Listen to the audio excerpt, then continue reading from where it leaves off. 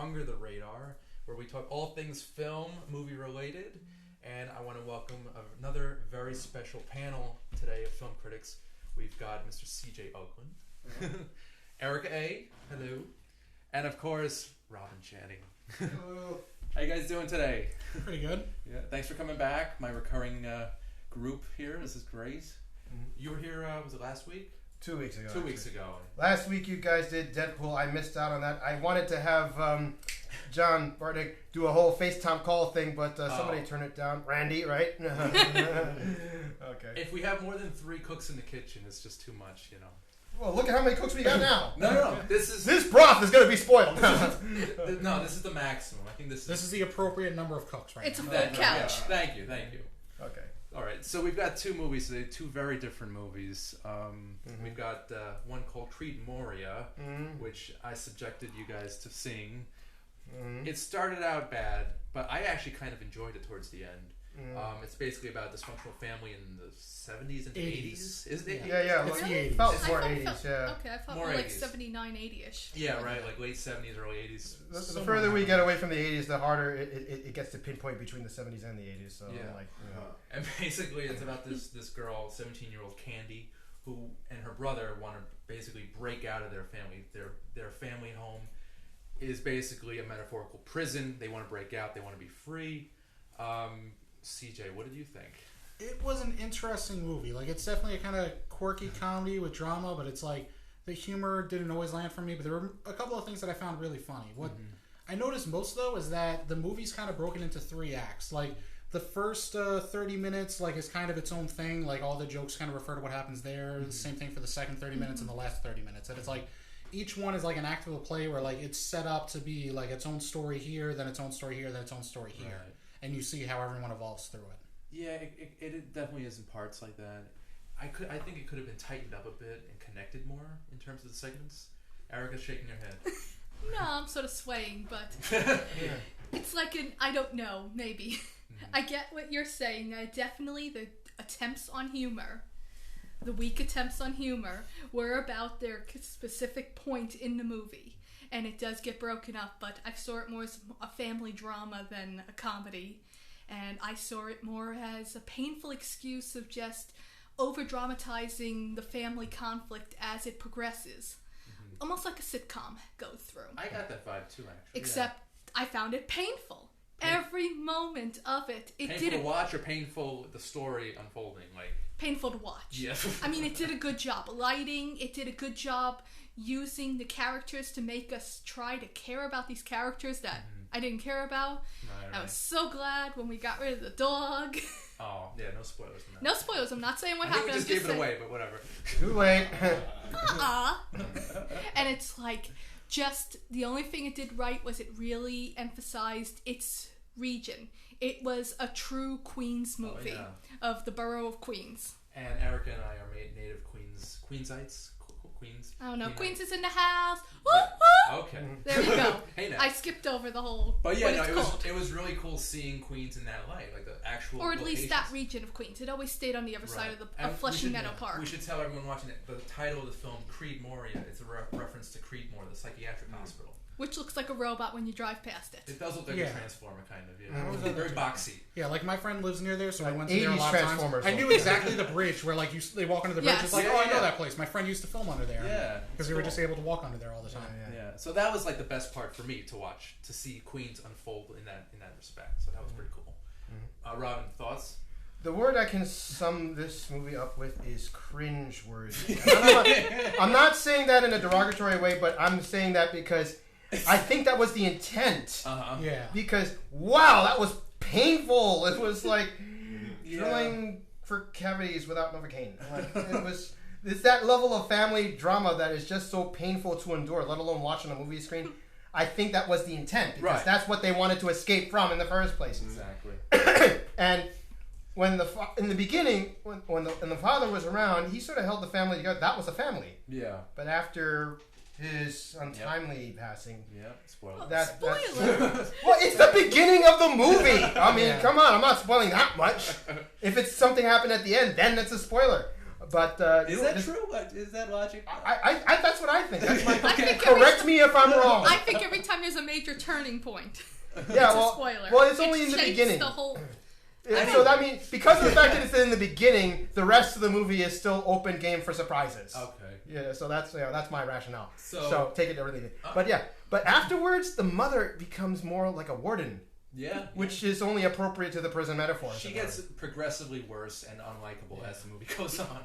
Yes, and then we'll say, and there we can get into real spoiler territory. But yes, suffice it to say, yes, her obnoxiousness and her dislike factor steadily and her increases motivations for what decides all her decisions too. Yeah, right. She's just selfish. She's a selfish woman. Who cares about herself, and she doesn't really care. Very vain and so forth. Yeah, she didn't even care about her husband that much. Like you can tell from the relationship, it's just very cold. Yeah, right. You know, and the one person that she did care about, well, let's just leave it at that. Yeah. Okay.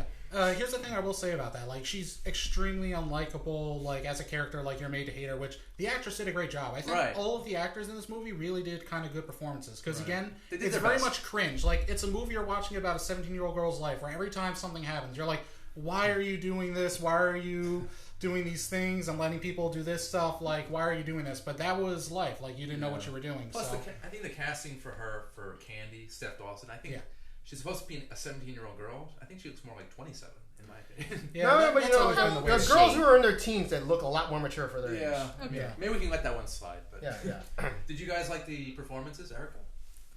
Oh, okay, fine, ladies first. Yeah. I think I liked the younger brother's performance. Mm-hmm. And her like partner in crime. Sometimes partner in crime.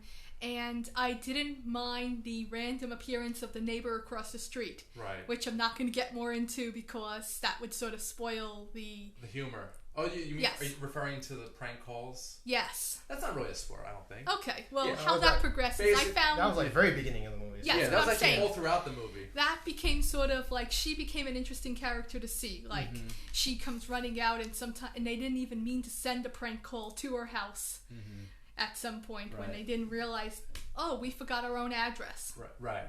So yeah, the two main characters, Candy and the brother... Basically, it starts the movie off with them doing prank calls for the police and ambulances to arrive at the neighbor's house, and they do this throughout the movie. And that was kind of a cool, clever thing in the movie. But it didn't really work out for the father. Right. Yeah, because they built up this certain habit. Yeah. And then they had I gave the wrong address. Yeah. And then they had to grow up fast when they moved from their protected private school to public school, which is an actual high school. I believe, like right along the LIE. And it was like segregated between the classes of students, like the bikers and then the nerds. Not as detailed as say the Breakfast Club, but and also not as entertaining. I can't believe you just compared this to that classic. It's not so much a comparison; it's more of a reference. Okay. At best, it's a reference. It's a standard. That's the most I will give. It's a standard. It doesn't come close to meeting the standard. Of course, yeah. That's why that's the only reason why I refer to it, because the whole reference about the social classes within the high school. Nerds and the rebel. I'd rather review that right now. Right. I would rather. Oh yeah, I love the Breakfast Club. And the whole thing about one thing I found amusing was this whole caveman notion. Like, they could have just as soon gone with criminals, but they said cavemen. I'm like, are you talking about the Creedmorians? No. I'm talking about the dudes in leather with the tattoos and so forth. The love interest. The caveman and so forth. I thought that was an interesting nickname for that class, social class. Yeah, that guy who played the 80s douchebag boyfriend, like, nailed it perfectly. Like, kissing her with smoke in his mouth. That was weird.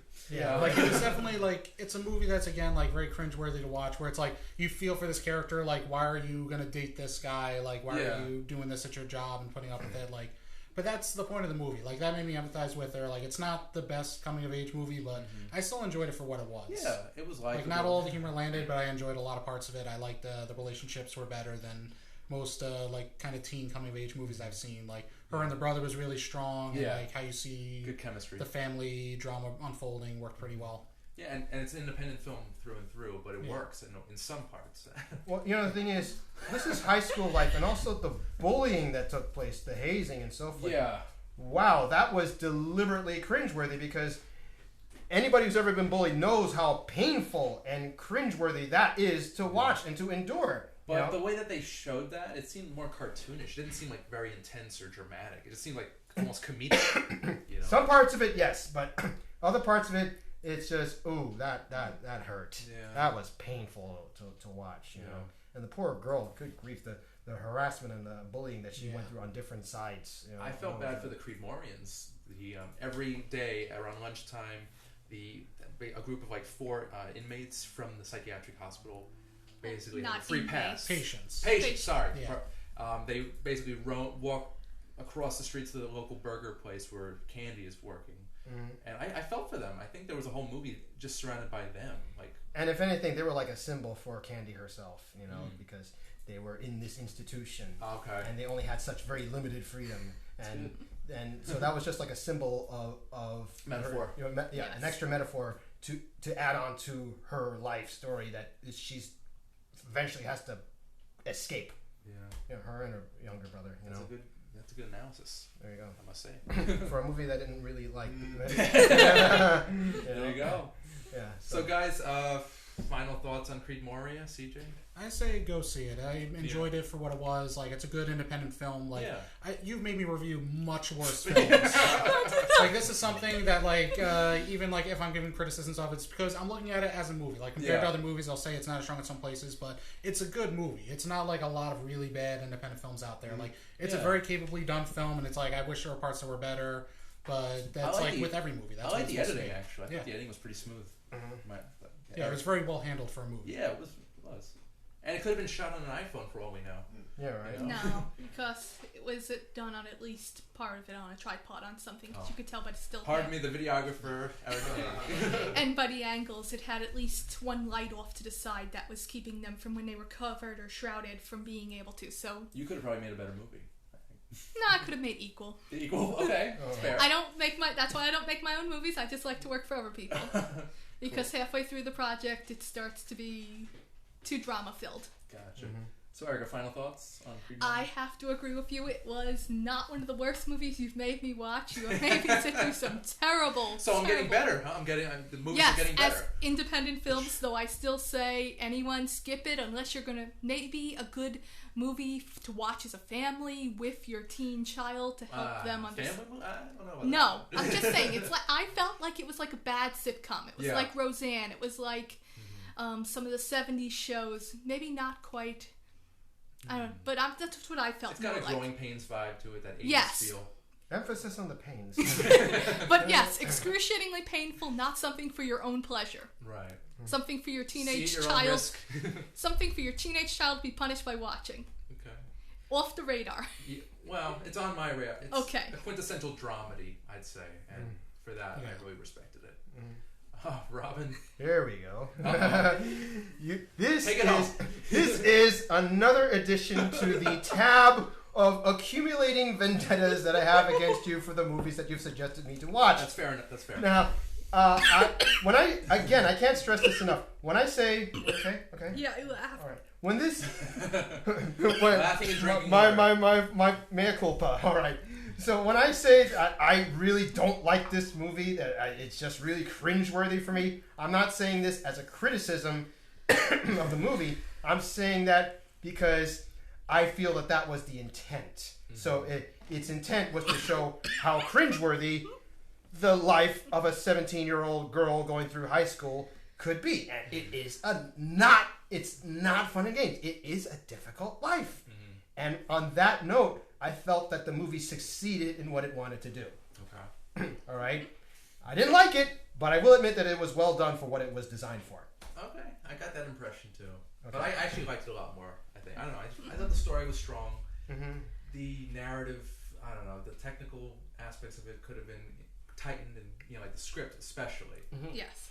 It felt kind of choppy, like it was in parts. It didn't feel like a cohesive. Well, I thought that what brought it together was the fact that the stories overlapped. It wasn't just like one story start to finish, and then another story start to finish, and then another story. I kind of like the overlap in it. So you're shifting from one with the piece of one story, then shift to the piece of the next story, then to the next, and then brought it back to the next.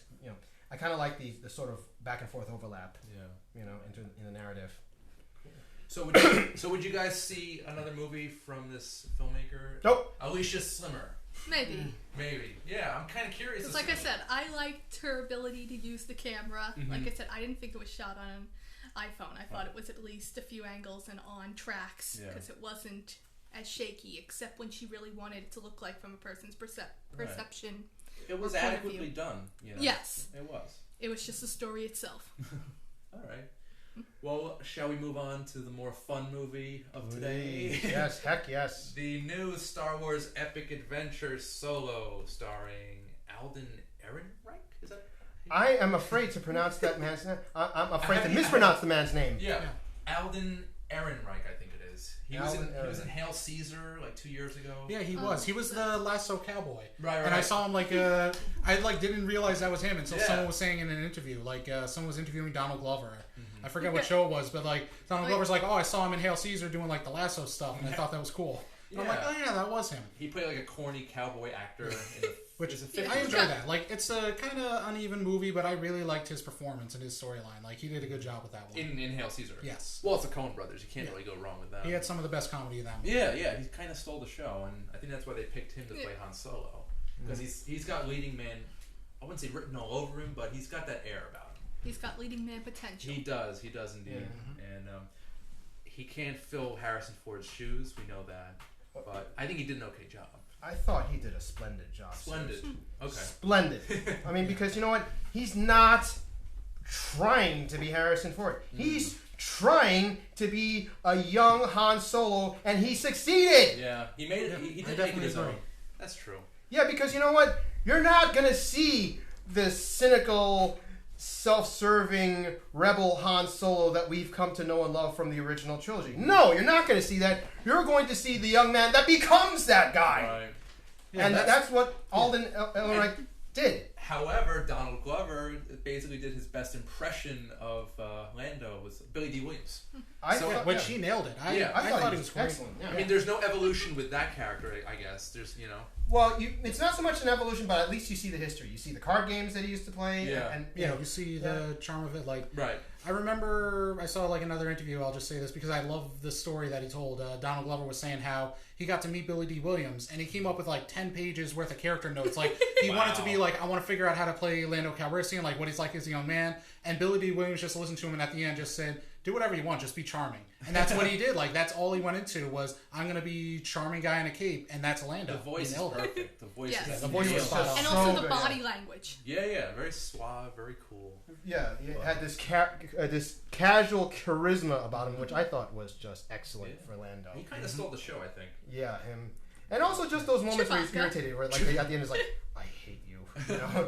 Yeah, just the irritation. So he had a good range that he showed as Lando. I thought that was great. Yeah, I think the acting was perfect almost. It was excellent. Yeah. I think there was a little too much, visual effects going on, but it's a Star Wars movie. What are you gonna do? Yeah, it worked out for what it is. Right. And I enjoyed all the other characters too, all the other actors coming in, Amelia Clarke, Woody Harrelson. Yeah.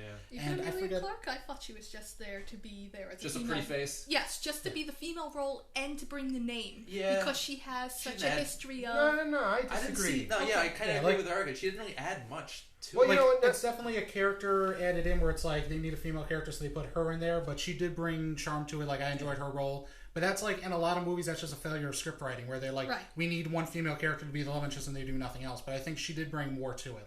She played that role well for what it's supposed to be. But I've never seen Game of Thrones, but is she is that a similar character? No, not at all. Different. Very different. But I was going to say, do you think someone else could have played the role and brought any more to it? I think that any female would have been inserted. Not any female, not some unknown, but any decent actress would have brought very similar vibes. What's the name of the girl from Rogue One? Because she was awesome. The girl who played Jyn Erso. I know her. I took a picture with her at Comic-Con last She started out on The Worst Witch, I believe. She was in The Theory of Everything, the Hawking film. Okay, what's her name? We all know who she is. You're on the laptop. I am. Yes. No, I want to remember her name, but it's not coming to me. Well, you're asking the wrong person if you're asking me. And I'm the one that took a picture with her. I even said, "Hello, Stardust," and she's like, "That's me." And the name, I'm drawing a blank right now. I am so ashamed. But my point is, I think she was a phenomenally better actress than Amelia Clarke. Well, it was also a better role. Yes. Again, like It was that's where she's the action hero. Like I enjoyed the women in this movie. Like the woman who played L3. Like I thought she did a good job. That was motion capture too. I loved her. Yeah. Well, you know what? Going back to Amelia. I'm sorry. Going back to Felicity Amelia Jones. Felicity Jones. Yes. Felicity Jones. That's the one. Yeah.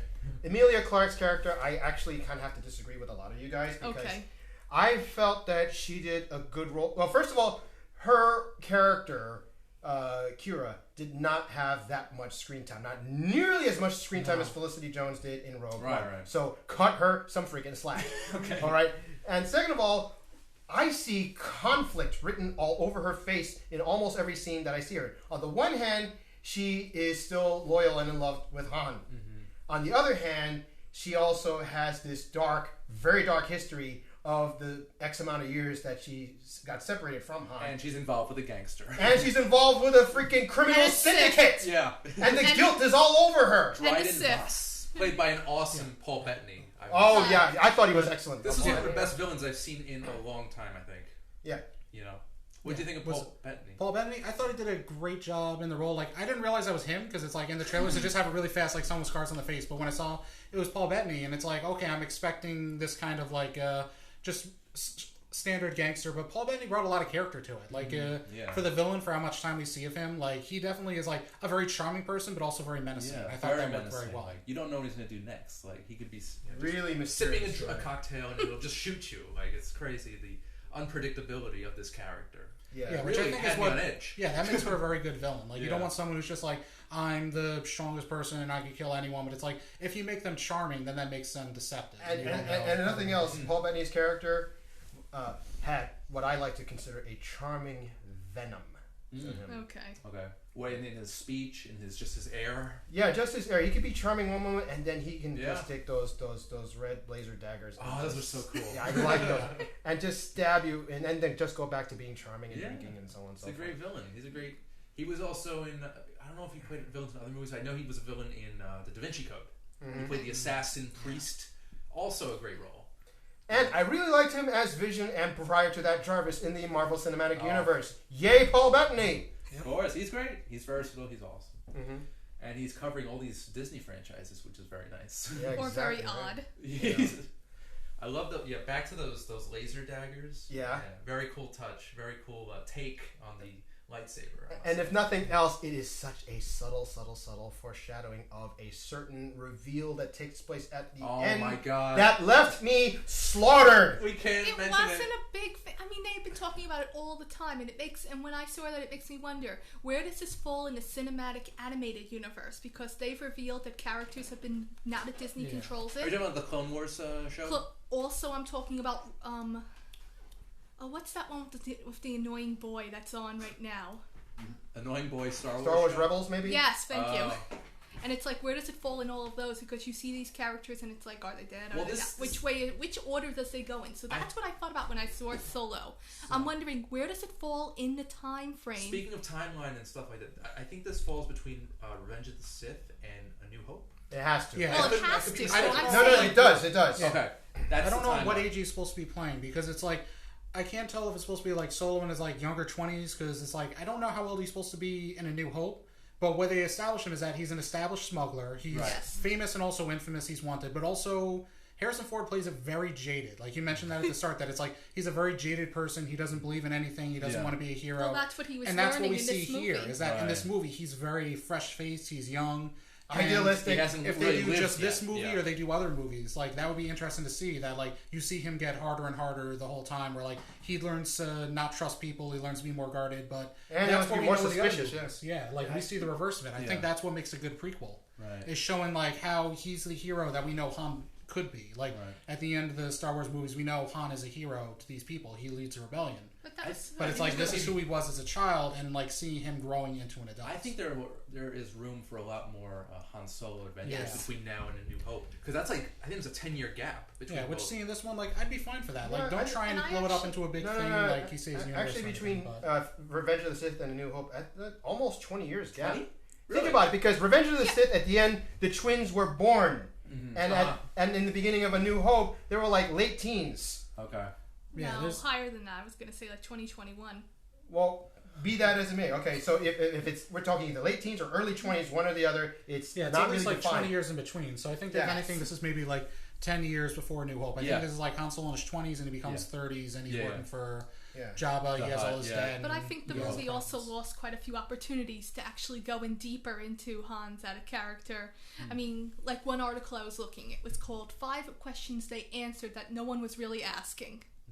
What was one of them? How he got his last name. Oh, well, yeah. Well, I like that, actually. And it's like, then let's go into that. That was a good moment. But Let's go I think into they did a him good being thing where they Mr. went into Solo. who he is and like what we want to know. Like, I don't think you can make a movie where it's like, let's answer every single question and like do a checklist, because then it feels too much like more of a biopic. But I felt like than a that's movie. I and a enjoyed little what we bit got it to was. see. It was like just we're giving you this little tidbit and we're giving it. Come on, expand a little I more would like on to something. see more on Corellia, to be honest with you. More of his past. I don't think we really went deep, as you said. Well, you know what?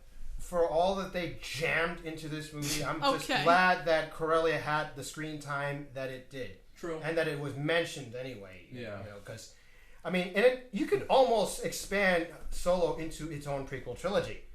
Yeah. You know, and really cover a ground. The character is strong enough to have like an Right. entire his own franchise. Yeah, I so agree. So the fact that the movie was condensed into a single movie as opposed to its own prequel trilogy, I thought they covered a lot of ground. It was at a really good pace. There was not a single slow moment as far as I'm concerned. It was really great pace, really exciting, really edge of your seat kind of quality to it. I liked it a lot. And I'm gonna piggyback off of that and say that I may offend some people out there.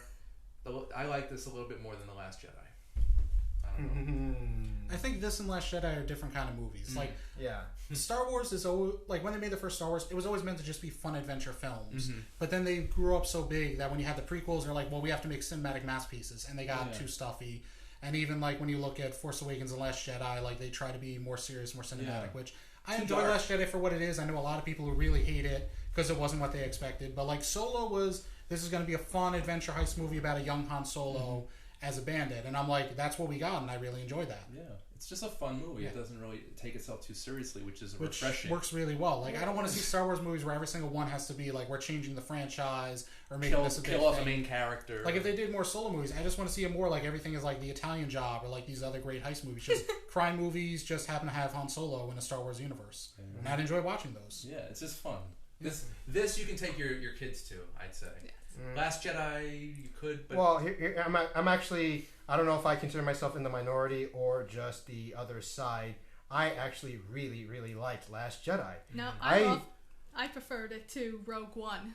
Well, I did too. Okay. But I preferred The Force Awakens to The Last Jedi. Well, you know what? I love all the Star Wars movies. All of them. I'm one of those people... Even Attack of the Clones? And especially Attack of the Clones. Come on, Count freaking Dooku. All right, enough said. All right, and Yoda first time fighting with a lightsaber, and the clones, and I could go on and on about Attack of the Clones. No, Attack of the Clones is an okay movie, but my favorite scene is the chase through Coruscant. Coruscant, yeah. Yeah, that's a great. It just felt like Blade Runner. It's just so fast paced. Yeah, right. John Williams' score was outstanding. And one of my absolute favorite scenes was that moment where Anakin was talking with Padme and how he confessed to slaughtering the Tusken Raiders. That hit so strong with me because you see him take that first major step towards the dark side. That was so pivotal, so important. That needed to be on screen. Right. Okay, and that's why I like that movie. You like, okay. I cannot stand the first one, The Phantom Menace. It's like slowly scraping your nails across the chalkboard, waiting. It's a pretty movie. Waiting. That temple in it's Italy, very beautiful. Yeah, the architecture, the way they scenery. built it, but the story kind of sucks. Again, I'm in that minority because I am a freak for having seen between New York and Bangkok. I've seen Phantom Menace a total of 7 times on the big screen. I love that movie that much.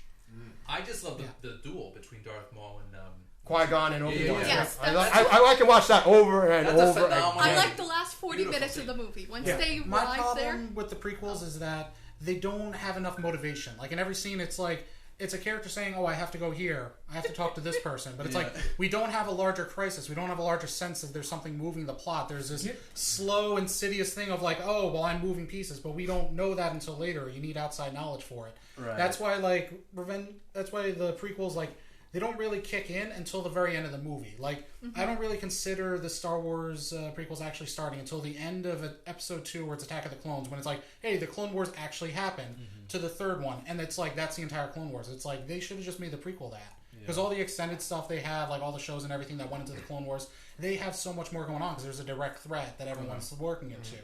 And it makes everyone's motivation so much stronger for it. Like, you see, like, a few character moments, but it's like, you don't need 2 movies to stretch this out. And it felt like there were a lot of missed opportunities that you could have done so much more with it. Wow. The stories were lackluster, and it was just littered with CGI. Too much CGI, especially. God! Don't get me started. Cartoon.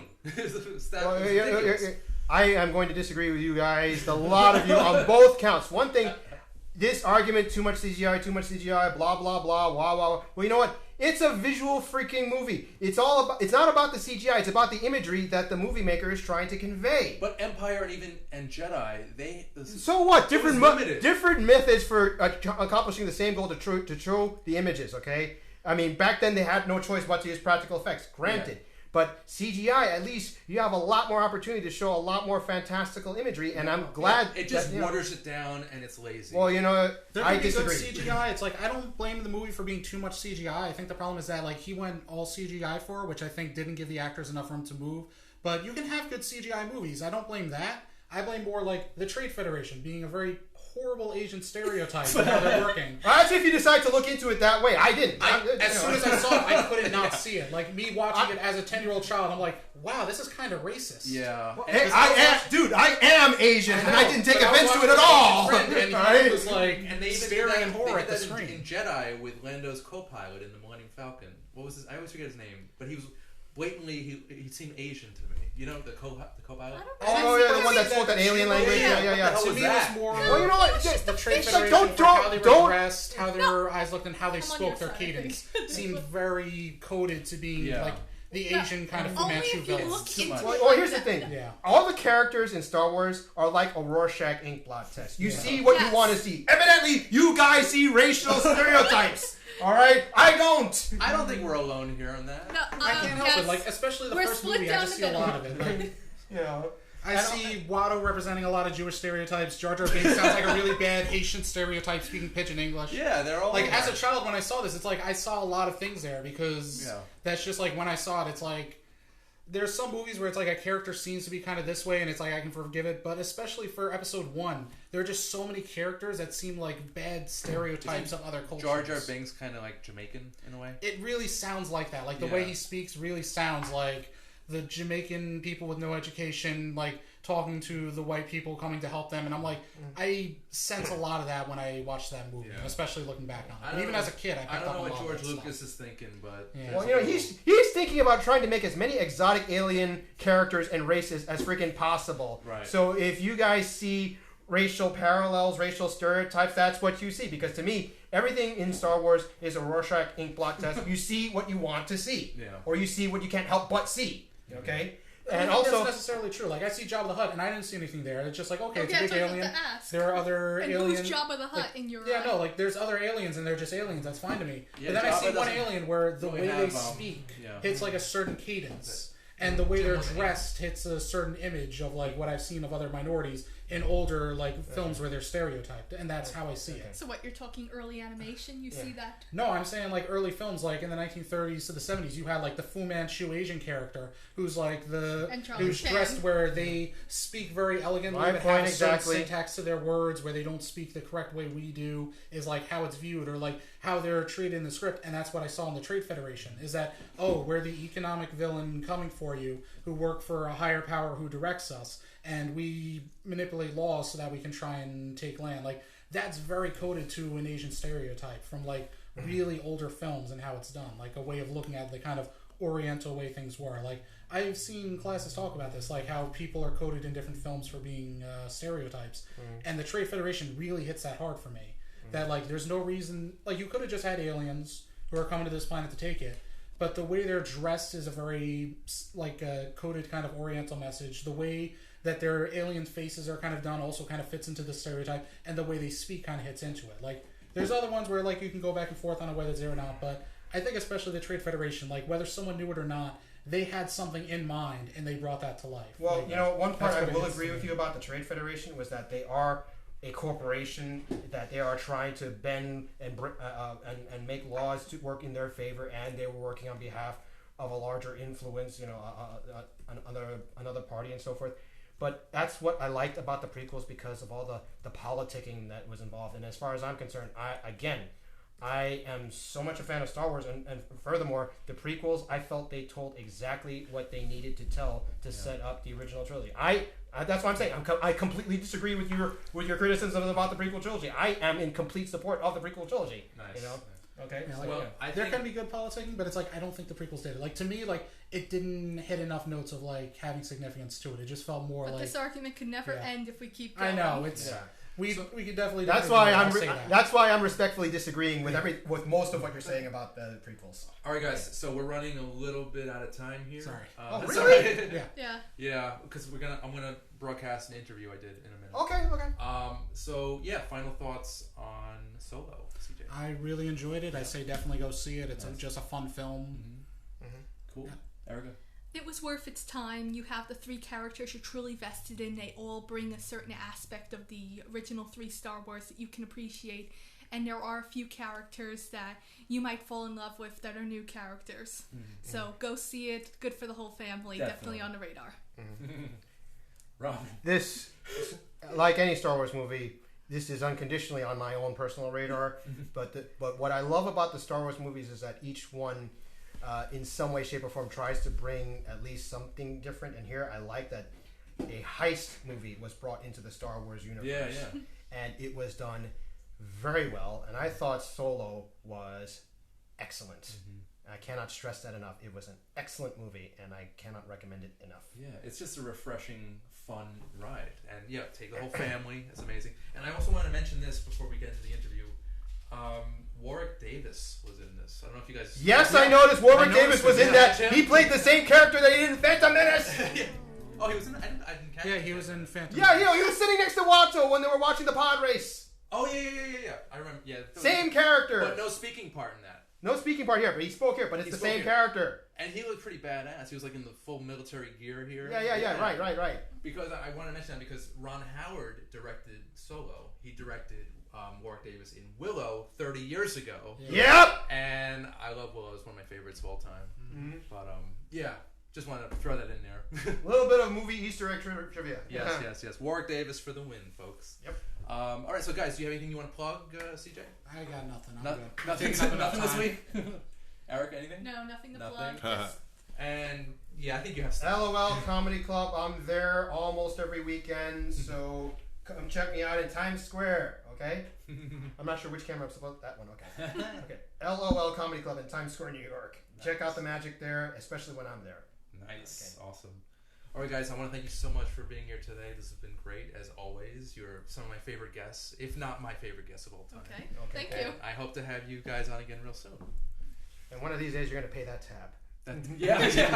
Next time. And then the time after that, and the time after that. Let it accumulate. One day we'll torture you. Yeah, okay. The tables will turn.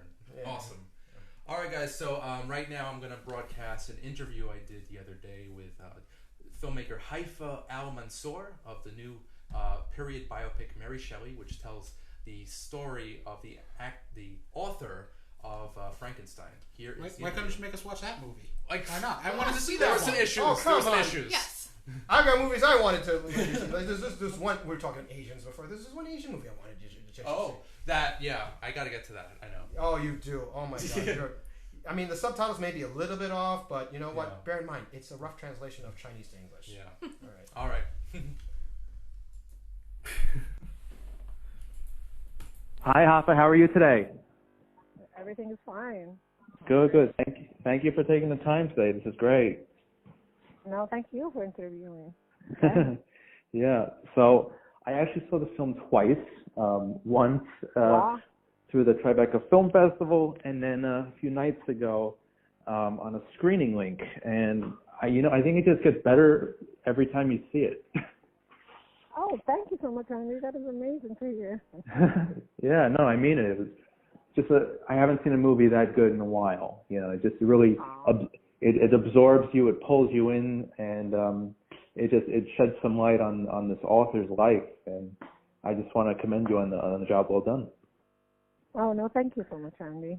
I'm so glad you enjoyed it. Yeah. So tell me, how did you originally get involved with the project? Well, after I finished with and I thought that I wanted to make an English-speaking film, and my agent sent me scripts, and one of them was Marisha. And I was like, I wasn't sure when the test was like serious or English, and I was Saudi Arabia, so I wasn't sure that I would relate to the story, or I am the best person to tell it. I just like, there is so many, but when I read the story, it was amazing, and I voted for it. I loved her spirit. I love that scene in the conservative England, and she accepted herself, and she had her own voice, and she was something that is not similar to anything else. It was totally hers. So I felt so inspired and really loved the story, and I really wanted to tell it. And I had meetings with Amy and everybody, and just like, yeah. So I'm glad things worked out. They definitely did. So what was it like working with Elle Fanning? It was wonderful. I come from a world where I work a lot with non-professional actors, like, you know. In Saudi, we don't have a lot of like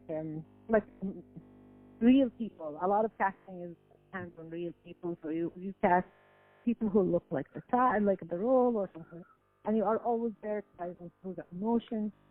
But with Elle, it's amazing to work with someone who has so much craft and so much talent. She elevated a lot of like the child, and she brought a lot of life to it.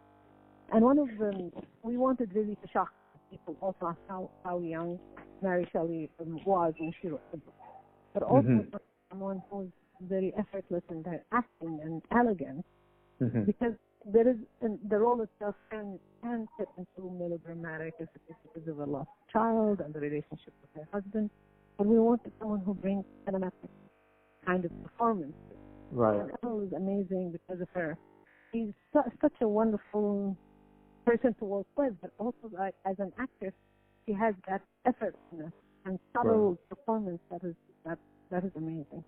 She's definitely a star to watch, and only 20 years old. It's amazing. It's amazing, right? Yeah. I don't know what I was doing when I was 20 years old. Probably like lost between classes in college. So what was it like working with the rest of this incredible cast? I really enjoyed working with all the cast. Not just with the thing. He brought. I remember when it was difficult to cast Percy because we wanted someone. It's a dramatic character that does a lot of not very nice stuff, and we wanted someone who does not justify it, but also like brings complexity to the character. And when I met Douglas, it was the right person. He was he's charming and really like a handsome, but it is also like there's like a kid in him, and this boyish charm that I felt brings recklessness to the character that we want to see. So it was wonderful to work with him and Elle, and Bill, of course. She was a wonderful actress. And she can act with her eyes. Those big blue eyes were wonderful. Just like to say that, she can bring a lot of emotion through her eyes. Just like, so yeah, I really enjoyed working. And Tom, of course, Tom Third. I really enjoyed working with really young actors because they had so much energy and they were so excited to be on set, and so it was a very fun show. Nice, excellent. Now, what was it like researching Mary Shelley's life? I was a literature major, so I knew a little bit about Mary Shelley, and I really didn't, but I didn't stop at her. Like, I studied the book, and it was like female writers, and she was one of them. But when I started, like, searching her and knowing more about her life, it was really sad. I felt like she created this amazing book, and she created a whole genre, and nobody gave her so much credit for it. She was always taken for granted, and that was really sad. And one of the things, everybody starts to look at Western book because it deals with life and philosophy, with big concepts. They don't expect it to come from a woman. But everything in Frankenstein was a result from her experience in life as a woman. A lost child, losing her mother, dealing with her husband, this exhausting relationship with him, trying to understand him, trying to figure out her voice and the weight of her legacy of her parents. So it was all like the book was a direct. The correlation between her life and the book was so astonishing, and so I felt like it broke my heart knowing more about her. And as women, I felt we need to give her more recognition, and because that helps us as women to grow when we have this solid ground of legacy that we can pass. And now the film definitely has a strong message of females overcoming obstacles. What do you hope audiences take away from the film? I hope young girls, when they see the film, they get inspired, and they see that they can do everything. They don't have to be only teachers and nurses. They can be astronauts and mathematicians and go places where nobody else went. And I hope that they don't see their gender sometimes as a hinder or an obstacle in doing things that they are really passionate about. Because that's where I come from. Always people was an obstacle to do anything. So I hope when they see that film, they can feel that they can do anything. Nice, excellent. So the film is so authentic. What was it like recreating the 1800s? I had a really amazing crew with me, and we shot in Europe. So there was we are close to, and we shot, but it was difficult really. We shot a lot of the exteriors in Dublin. England was very expensive for us.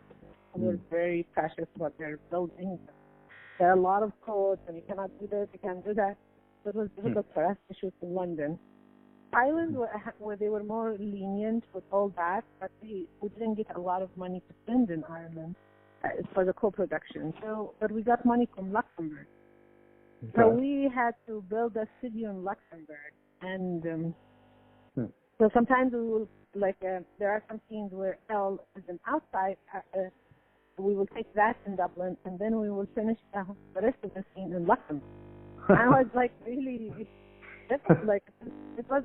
We had a great practice. The art designer, art partner, did a wonderful job. Yeah. But just keeping the energy in the scene and all, and maintaining the same level of acting. Yeah, it was needed all of us to be on the same page, but it was really it was challenging in that way. But it is every film has comes with its own life. So I think it was fun really to play around with those things. Okay. What was it like on set? Did the cast and crew hang out when the cameras weren't rolling? Oh yeah, especially in Luxembourg because it was small and we were all staying in the same hotel.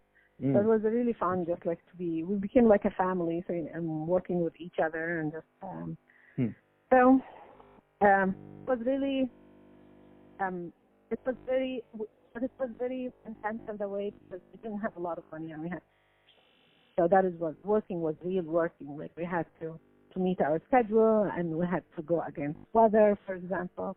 There are so many scenes that the scene with the girls coming down the stairs, for example, we built a whole roof because I wanted it to be on the roof. And then it rained. So it's all gone, the roof. It was all muddy and everything, and we had to move it. And they told me we have only half an hour to shoot that. So we didn't have an hour. So it's kind of that is this is, when you do independent films are like that. Yeah. You really need to meet the schedule. So. Right. Now, were any other actresses considered for the role of Mary Shelley, or was Elle always on your mind? Elle was our first choice. It's just like I followed Elle since her age and all that. I really love her acting, and I felt like she's an amazing young performer, and I was so happy that Amy, the producer, was on the same, and we were so in love with her after meeting her, and she liked her. So it's all a click. All right. Now I'm curious. Are there any filmmakers out there who have inspired your craft? I don't know if inspired my craft, but people that I admire. I admire the Coen brothers a lot. I think their dialogue is superb. I think they're amazing. I like the Dardenne brothers, all the brothers in war. There's Rebecca, a film about this young woman who, in Belgium, who was trying to have a better life, and all her struggles to get out of her circumstances and situation was a wonderful, beautiful film. So yeah, I love Jafar Panahi. He's an Iranian director, and he always brings humor and color into his films. And I think as a filmmaker from Saudi Arabia, I think when you portray a harsh world, it's nice to bring something like that, like bring it with color. Like, so it's about hope. It's not only about being sad or being a victim. It's about how can we change and move forward. Nice. Wow. What are some of your favorite movies of all time? Top 3, if you can give me 3. Okay, I would say, Rosetta, Fargo, and all 5. Awesome. I love it. Very good choices. All right, so final question. What advice do you have for aspiring filmmakers out there?